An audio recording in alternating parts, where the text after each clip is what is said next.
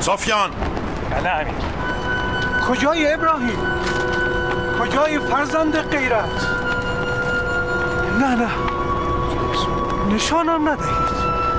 من بوی مالک اشتر را میشناسم.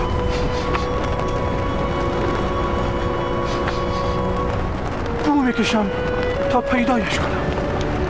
به خودت زحمت نده پدر جان. بعید است از این جمع بوی مالک را استشمام کنی. من به بوی مالک آمدم جوان مرد. اشتباه نمی کنم. شامم کار چشمانم را می کند. چشمانت کم سوست؟ چشمانم کورند دلاور. در صفحه این ضربتی به سرم داد. چشمانم را کور کرد و دلم را بیدار. در صفحه این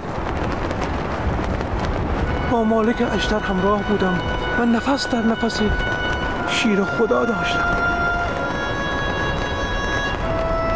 خودتی ابراهیم، اشتباه نکردم. تو ابراهیم مالک اشتری. من شریک ابن جدیرم شیرمرد. خوش آمدی شریک.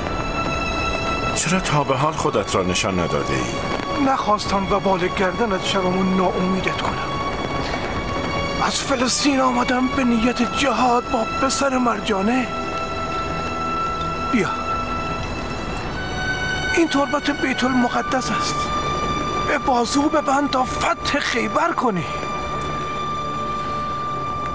هدیه با ارزشی است.